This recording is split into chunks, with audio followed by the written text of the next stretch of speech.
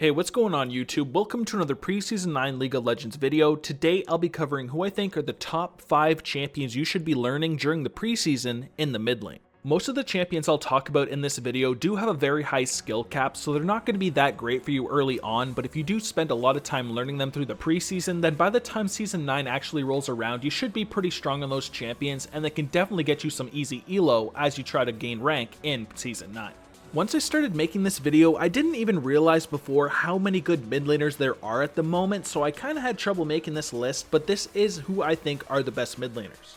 Some champions were really close like Zed, Talon, Karthus, or even champions like Fizz and Pyke. You could even make the argument that Neeko belongs in the list as well, but she's too new at the moment and she'll definitely go through some changes. I don't think there's ever been a champion that's been released that hasn't gone through at least a few buffs or nerfs shortly after.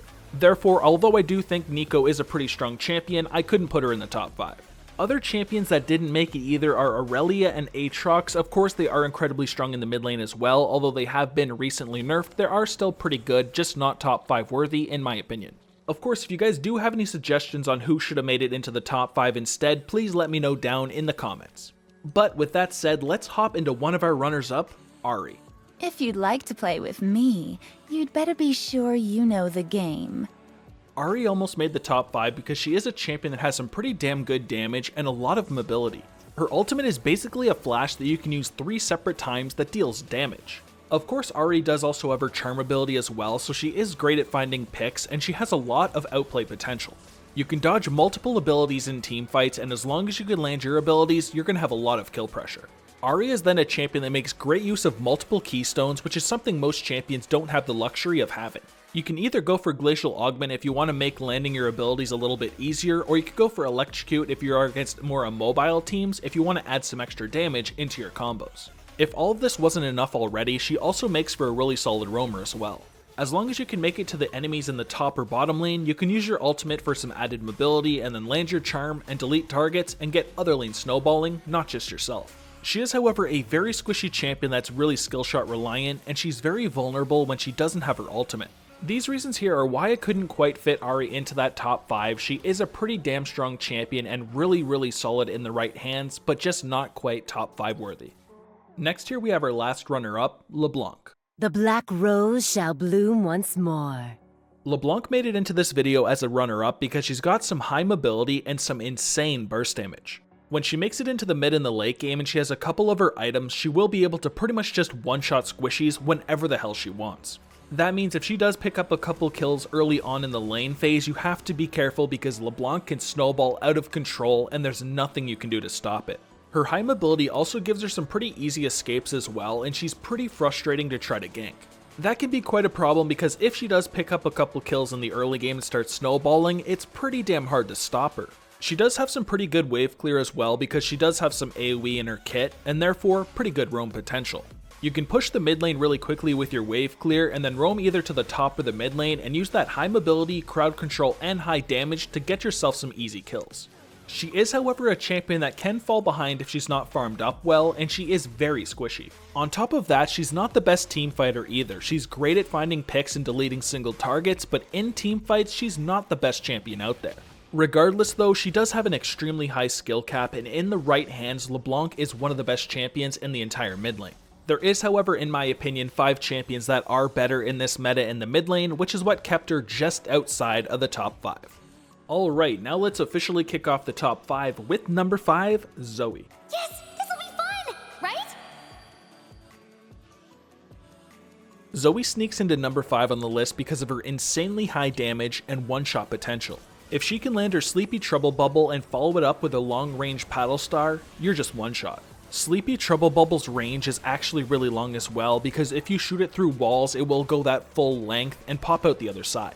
Because of this, sometimes it feels like Zoe is one-shotting you from almost across the map. Of course, that is an over-exaggeration, but the range is really long. She's then also a champion with a lot of outplay potential as well, and a lot of this comes from Portal Jump. This is basically a blink that'll shoot you back to the starting location afterwards, but it's great for dodging things like, say, Jax's Counter-Strike. You can move away from the location quickly, dodge it, and then teleport back. Of course, this is also great when used offensively as well because you can move forward, land your abilities, and then move back to where you were beforehand. As strong as all of this already is, you're also able to steal summoner spells. They will be passively left on the ground and minions drop them as well, so Zoe is a champion that can flash more often, ignite more often, and do things of that sort. Although she sometimes seems incredibly broken, her win rate's not that high in the Western Hemisphere. It is a lot higher in Korea because they can generally play champions a little bit better, so if you can master Zoe, she has a lot of potential. You don't end up seeing Zoe too often, but once in a while one will show up that's actually really decent at the champion and remind you how busted Zoe actually is.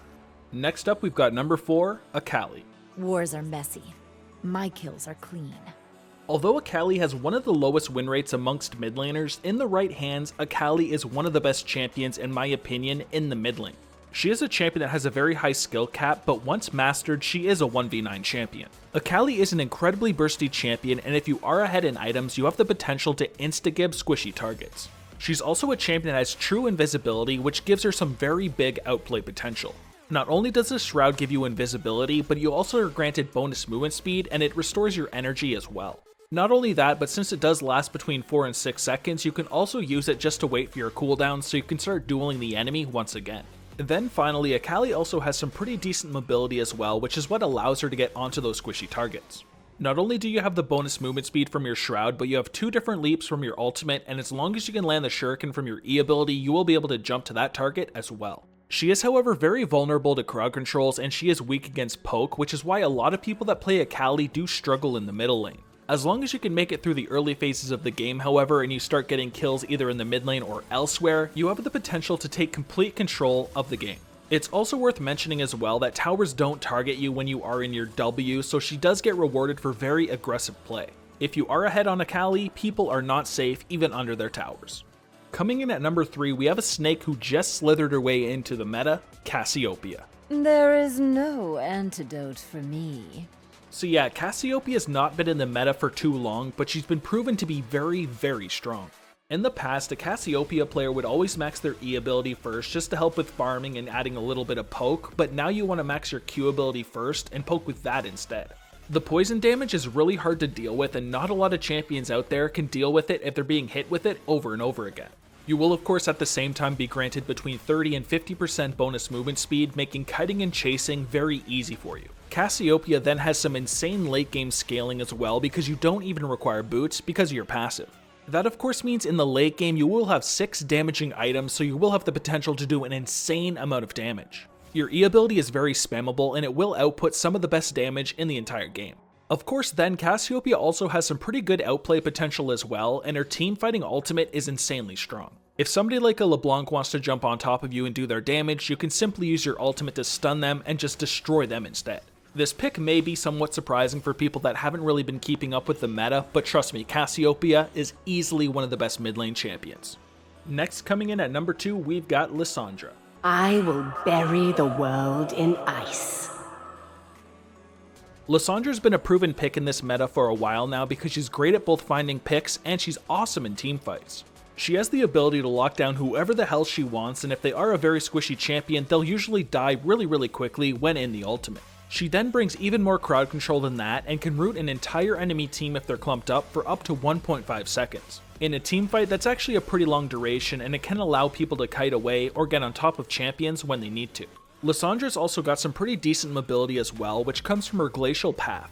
This is great in both offensive and defensive situations because you can use it to engage, or if you do need to, run away with this ability as well. On top of all this crowd control she already has, she also brings multiple slows. Lissandra is pretty much the queen of crowd control, which is an amazing thing to have on your team when you're looking for picks or to just have in teamfights. She of course has her cons as well, like short range, but when you can just jump into teamfights and root them anyways, you can kind of get around it.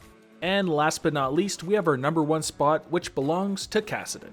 The balance of power must be preserved. Kassadin grabs that number 1 spot because he probably has the best 1v9 potential of all mid lane champions. He's got an absolutely insane late game, and you'll see a lot of people say things like, well, we just gotta wait for Kassadin to hit level 16 because it's a free win. That's because when he's able to stack his level 3 ultimate 4 different times, the damage on it is absolutely crazy. He's got insanely high burst damage, and he's able to jump from one target to the next one, just completely one-shotting them. This means Kassadin also has some really high snowball potential as well, because if he can pick up a couple kills early on in the game, when he has his ultimate, he can just roam to other lanes and kill them as well. He's got some of the best mobility out there, and he's even better against AP champions. This is because his Null Sphere will give him a shield absorbing magic damage, and since you'll usually be against an AP champion in the mid lane, it's fantastic. Going against a Zed or a Talon can be somewhat troublesome, but as long as you make it to the late game, you can still delete targets. You do have to learn how to stack your ultimate properly and not go out of mana, but as long as you can do this simple thing, Kassadin is an absolute beast of a champion. And that covers who I think are the top 5 mid lane champions to learn in Preseason 9. If you guys enjoyed the video, please like and subscribe and let me know what you thought in the comments down below. Do you guys agree with who I put in the top 5, and if not, who do you think I should have put in the spot that they're in? But with that said, thanks again guys, I really do appreciate it. Take it easy, have a good day, and peace.